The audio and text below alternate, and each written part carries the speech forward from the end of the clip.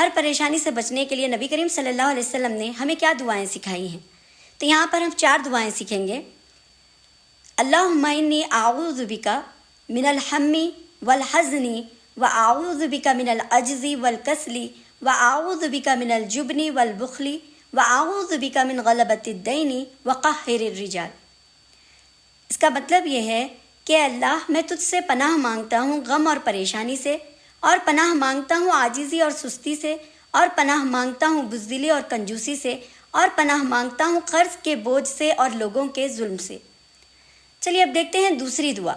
لا الہ الا انت سبحانک انی کنت من الظالمین۔ تیرے سوا کوئی معبود نہیں، تو پاک ہے، بے شک میں ہی ظالموں میں سے ہوں۔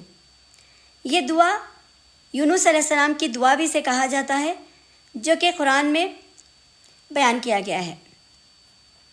اور تیسری دعا ہے حسبنا اللہ و نعم الوکیل، ہمارے لیے اللہ ہی کافی ہے اور وہ بہترین کارساز ہے۔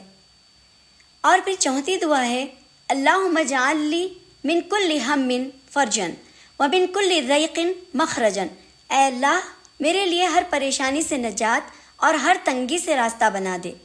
تو یہ دعاؤں کو ہمیں یاد کرنا ہے اور ڈیلی ہم پڑھتے رہنا ہے۔ اللہ تعالیٰ ہم کو پریشانیوں سے اور مشکلات سے بچاتے رہتے ہیں۔ تو السلام علیکم ورحمۃ اللہ وبرکاتہ۔